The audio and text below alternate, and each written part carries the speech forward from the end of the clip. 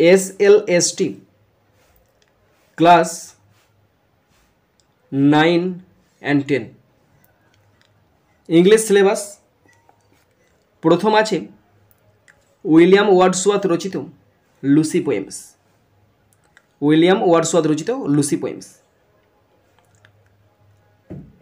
William Wordsworth ছিলেন romantic যুগের একজন বিখ্যাত কবি। তো তিনি ছিলেন রোমান্টিক যুগের বিখ্যাত কবি। William Wordsworth belong to the romantic period, romantic যুগের বিখ্যাত কবি। 1789 to 1837 মানে রোমান্টিক এজটা কত সাল? 1789, ফ্রেঞ্চ রেভলিউশন, তারপর থেকে 1837, 1837। ইন ইংলিশ লিটারেচার, ইংরেজি সাহিত্যে মানে লেট 18th সেঞ্চুরি মানে হচ্ছে রোমান্টিক পিরিয়ড। তো রোমান্টিক পিরিয়ডের সময়কাল তোমাদেরকে জানিয়ে দিলাম, 1789 থেকে 1837 সাল। এবং ওয়ার্ডসওয়ার্থ এই সময়ের একদম অন্যতম প্রধান সাহিত্যিক ছিলেন।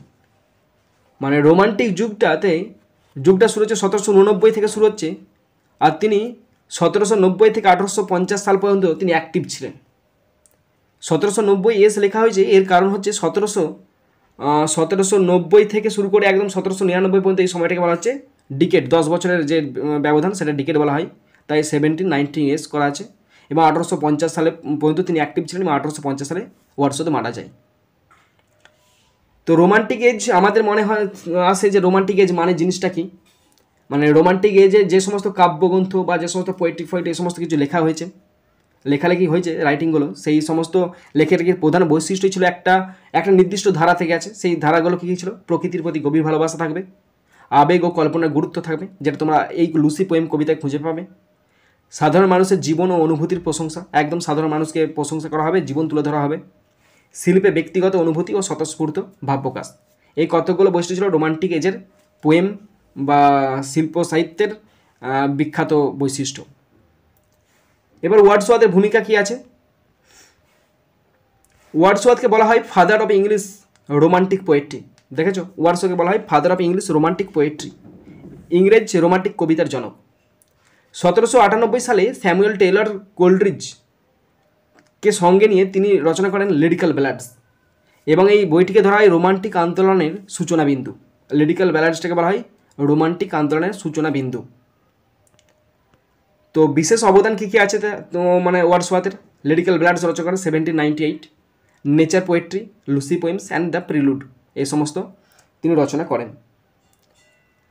আর রোমান্টিক যুগে আরও বিখ্যাত অনেক কবি সাহিত্যিক ছিলেন, তাদের মধ্যে উল্লেখযোগ্য William Wordsworth, Samuel Taylor Coleridge, Lord Byron, Percy Bysshe Shelley, PB Shelley, John Keats etcetera.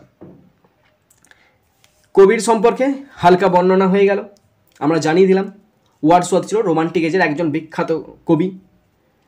তিনি 1850 সালে মারা যান এবং 1700 মানে হচ্ছে লেট 18th সেঞ্চুরিতে রোমান্টিক এজ শুরু হয়েছিল ফরাসি বিপ্লবের পর থেকে।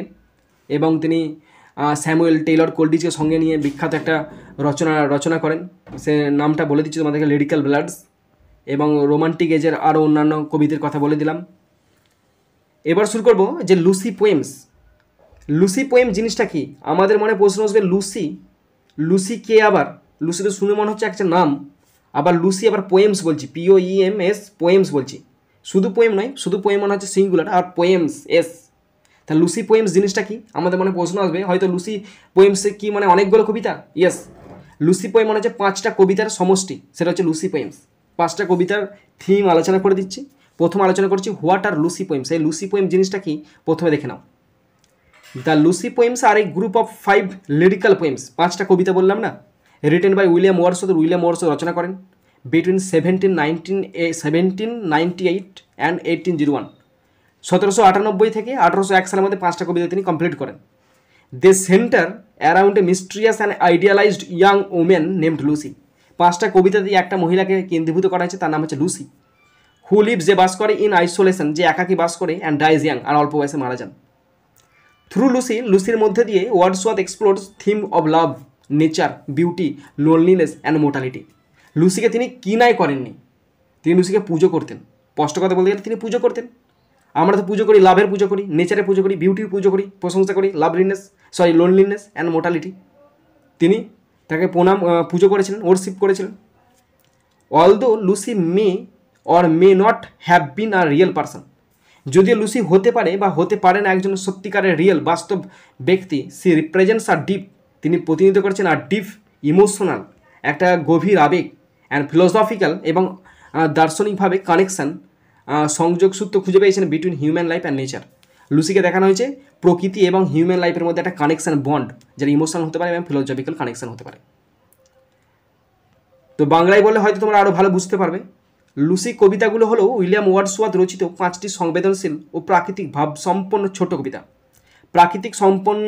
সংবেদনশীল এবং প্রাকৃতিক ভাবসম্পন্ন ছোট্ট কবিতা, যেগুলো তিনি 1798 থেকে 1801 সালের মধ্যে লেখেন। 1798 থেকে 1801 সালের মধ্যে তিনি লেখেন। এই কবিতাগুলির কেন্দ্রে আছেন একটি কল্পিত তরুণী, একজন ইমাজিন্ড কাল্পনিক তরুণী, তার নাম লুসি, যিনি প্রকৃতির মাঝে নিঃসঙ্গভাবে বসবাস করতেন এবং অল্প বয়সে মারা যান। এই কবিতাগুলোতে জীবনের ক্ষণস্থায়িত্ব, মানে যে 5টি কবিতা আছে, লুসি পোয়েমে 5টি কবিতা আছে, সেই কবিতার মেন থিম আছে ক্ষণস্থায়িত্ব, মানে অল্প দিন বেঁচে থাকবে সে মানুষের জীবন যে সংক্ষিপ্ত সেখানে তুলে ধরা হয়েছে। প্রকৃতির সাথে মানুষের সম্পর্ক, মানে প্রকৃতি মানে nature and human relation connection, নিঃসঙ্গতা লোনলিনেস অ্যান্ড মৃত্যুর সৌন্দর্য। মৃত্যু যে মোটেই খারাপ সেটা নয়, মৃত্যুর একটা নিজস্ব বিউটি আছে, সেটাই বলা হয়েছে। এবং দুঃখ কষ্ট এক অনন্য কাব্যিক ভঙ্গিতে প্রকাশিত হয়েছে। মানে যে সমস্ত জিনিসগুলো কবির চোখেতে শ্রেষ্ঠ বা মহিমান্বিত মনে হয়েছে, সেই জিনিসগুলোকে কবি এই 5টি কবিতার মাধ্যমে, লুসির মাধ্যমে কবি তুলে ধরেছেন। The 5 Lucy poems in English. ইংরেজিতে যে 5টি লুসি পোয়েম আছে সেগুলো দেখে দিচ্ছি তোমাদেরকে। Number 1, strange fits of passion have I known. Number 2, she dwelt among the untrodden ways. Number 3, I travelled among unknown men. Number 4, 3 years she grew in sun and shower. Number 5, a slumber did my spirit still. এই 5টা কবিতার সামান্য আমরা theme দেখে নেব, যে 5টা কবিতা basically কী ব্যাপারে বা কী বিষয় নিয়ে আলাপ আলোচনা করা আছে, সেই ব্যাপারটা আমরা হালকা করে বোঝার চেষ্টা করব। তারপরে প্রত্যেকটা কবিতার আলাদা আলাদা ডেসক্রিপশান বর্ণনা শুরু করব। তোমরা শুনবে, আশা করি ভালো লাগবে, তোমাদের কাজে লাগবে এবং তোমরা ফলো করবে, বুঝে নেবে। কোথাও সমস্যা থাকলে, কোথাও কিছু ভুল থাকলে অবশ্যই তোমরা কমেন্ট বক্সে কমেন্ট করে জানাবে। মাই ডিয়ার স্টুডেন্টস, আমি ইউটিউব এবং ফেসবুকের মাধ্যমে ফ্রি কোচিং দিয়ে থাকি ক্লাস 5 থেকে 10 পর্যন্ত ছাত্রছাত্রীদের। তোমরা যদি স্পেশালভাবে অনলাইনে কোচিং পড়তে চাও, অবশ্যই এই ফোন নাম্বারে যোগাযোগ করবে। আমি অনলাইনে স্পেশাল কোচিং দিই, গ্রামার শেখাই, বেসিক টু অ্যাডভান্স লেভেলের রাইটিং শেখাই এবং টেক্সট করিয়ে থাকি। তোমরা অবশ্যই এই ফোন নাম্বারে যোগাযোগ করে পুরো ব্যাপারটা ভালো করে বুঝে নেবে। First poem, strange fits of passion have I known. এই কবিতার main theme, the speaker recounts a mysterious and emotional journey to Lucy's cottage, ending with a sudden fear that she might be dead. কি বলা আছে? কবি বর্ণনা করেছেন কিভাবে গভীর ভালোবাসা ও আবেগ তাকে লুসির বাড়ির দিকে টেনে নিয়ে যায় এবং হঠাৎ এক ভয়ানক আশঙ্কা তাকে গ্রাস করে যে লুসি হয়তো আর বেঁচে নাই, তিনি মারা গেছেন। Number 2, she dwelt among the untrodden ways. এই যে দ্বিতীয় কবিতা, এই কবিতার main theme, this poem mourns Lucy's death and reflects on her unnoticed quiet life, likening her to a hidden violet or a lone star. এই কবিতায় লুসির নিঃসঙ্গ অজানা জীবনের কথা বলা হয়েছে। তিনি ছিলেন যেন অজানা বনের এক গোপন ফুল, যিনি কাউকে না জানিয়ে পৃথিবী থেকে বিদায় নিলেন। Number 3, I travelled among unknown men. এই কবিতার main theme, the poet expresses his deep love for England and how that love is entwined with his feelings for Lucy, বাবরে, স্পেশালি আফটার হার ডেথ।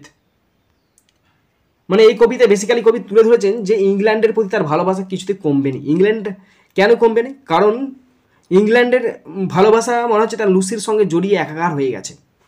তাই কবি জানাচ্ছেন যে তিনি বিদেশে ভ্রমণ করেও বুঝেছেন ইংল্যান্ডের প্রতি তার ভালোবাসা লুসির সঙ্গে জড়িয়ে গেছে। মানে ইংল্যান্ড মানে হচ্ছে তার লুসি। লুসির মৃত্যুর পর তিনি মাতৃভূমির সাথে গভীরতর সংযোগ অনুভব করেন। Number 4, 3 years she grew in sun and shower. Nature decides to raise Lucy herself, nurturing her for 3 years, but then takes her back, মানে she dies, তিনি মারা গেছেন, symbolizing harmony between life and death. প্রকৃতি নিজেই সিদ্ধান্ত নেয় লুসিকে নিজের মতো করে গড়ে তুলবে সূর্য, বৃষ্টি ও গাছপালার মাঝে, কিন্তু 3 বছর পর তিনি প্রকৃতি আবার লুসিকে নিজের কাছে ফিরিয়ে নেয়, অর্থাৎ মৃত্যু ঘটে। Number 5, a slumber did my spirit seal. তো এই কবিতার নামটা দেখো, কবিতাটা খুব ছোট্ট কবিতা। A slumber did my spirit seal, একটা হালকা ঘুম আমার হৃদয়কে রুদ্ধ করে দিয়েছে। A short powerful poem describing the poet's emotional numbness after Lucy's death and how she now belongs to the eternal rhythms of nature. এই ছোট্ট কবিতায় কবি বলেন লুসির মৃত্যুর পর তার অনুভূতি যেন ঘুমিয়ে গেছে, মানে তিনি আর কবিতা লিখতে পারছেন না। লুসি যতদিন ছিলেন বা যতদিন পৃথিবীতে বেঁচে ছিল ততদিন তার সত্তা ছিল, লুসি গেছে, তার কবি সত্তা হাওয়া হয়ে গেছে। লুসি এখন প্রকৃতির চিরন্তন ছন্দের সাথে মিশে গেছেন, আর কোনো দুঃখ বেদনা বা সময় তাকে ছুঁতে পারবে না, সে মারা গেছে। তাই দুঃখ বেদনা, সময়, খারাপ ভালো সময় তাকে কোনোদিন স্পর্শ করতে পারবে না। Why the poems are called the Lucy poems. কবিতাগুলোকে কেন লুসি পোয়েমস বলা হয়? The Lucy poems are called so because they all center around a mysterious young woman named Lucy.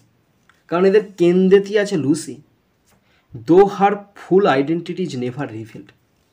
5টা কবিতাতে কোথাও বলা নাই যে লুসি কে ছিল, কিন্তু বলা আছে লুসি, তাই বলা আছে লুসি পোয়েম। লুসি পোয়েমস বা লুসি কবিতাগুলো এই নামে পরিচিত কারণ এই কবিতাগুলো কেন্দ্রে রয়েছে একটি রহস্যময় তরুণী লুসি, যাকে কবি গভীরভাবে ভালোবাসতেন, কিন্তু যিনি অল্প বয়সেই মারা যান। Here's why the poems are called the Lucy poems. কেন কবিতাগুলো লুসি পোয়েম বলা হয় তার পেছনে ব্যাখ্যা। Common character in several of the poem, বেশিরভাগ কবিতাতে আছে the girl is explicitly named Lucy, মেয়েটার নাম স্পষ্টভাবে রাখা হয়েছে Lucy. Even in the poems where she is not named, the tone, theme and subject suggest the same young woman is being described. One who lived in solitude, died young and was deeply loved by the speaker. অন্য যেসব কবিতায় নাম নেয় সেখানেও এই ধরনের আবেগ, নিঃসঙ্গতা ও মৃত্যুর বিষাদ ফুটে উঠেছে, যা বোঝায় কবি হয়তো একই ব্যক্তির কথাই বলেছেন। Number 2, thematic unity. All 5 poems share a consistent mode, quiet melancholy, natural beauty, love, loss, and a deep emotional connection between Lucy and nature. She becomes a symbol of innocence, purity, and morality.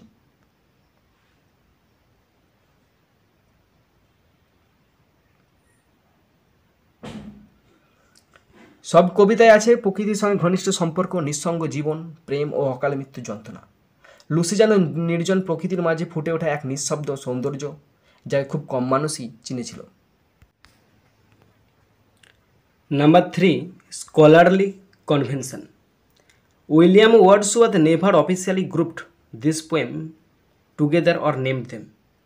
মানে William Wordsworth কখনো নিজে নাম দেয়নি বা কবিতাগুলোকে সংশ্লিষ্ট একত্রিত করেননি। It was literary scholars who later gave them the collective title Lucy poems because of their shared subject and emotional core. মানে ওয়ার্ডসওয়ার্থ তো কখনোই বলেনি, যারা লিটারারি স্কলার আছে তারাই বুঝতে পেরেছে যে subject, thematic matter, emotional situation সব একই, তাই এদের নাম দিয়েছে Lucy poems. Was Lucy are real person? Lucy কি সত্যি কোনো বাস্তবে কোনো কেউ কিছু ছিল? There is no confirmed historical evidence that Lucy was a real woman. Some interpretation include a symbolic character representing nature, simplicity and transience. ক্ষণস্থায়িত্ব, প্রকৃতি, সরলতা প্রভৃতি ব্যাখ্যা করছেন Lucy. A composite figure inspired by women Wordsworth may have known. তিনি হতে পারেন, তারপর আবার বলছি, possibly inspired by Wordsworth's sister Dorothy or a lost love but not directly named. Lucy হয়তো একটি কাল্পনিক চরিত্র যিনি প্রকৃতি ও মৃত্যুর প্রতীক। তিনি হতে পারেন ওয়ার্ডসওয়ার্থের বোন ডরোথির প্রতিচ্ছবি বা তার কোন হারিয়ে যাওয়া প্রেম। আবার কেউ কেউ বলেন লুসি হচ্ছে নিষ্পাপতা ও ক্ষণস্থায়ী জীবনের রূপক। ইন শর্ট, সংক্ষেপে যদি বলি, they are called the Lucy poems because Lucy, whether real or symbolic, is the emotional and narrative heart of each poem. এই কবিতাগুলিকে লুসি পোয়েম বলা হয় কারণ তারা একত্রে একটি সংবেদনশীল, প্রকৃতি নির্ভর ও বিষাদময় চরিত্র লুসিকে ঘিরে আবর্তিত হয়েছিল, যিনি হয়তো বাস্তবে ছিলেন আবার নাও হতে পারেন।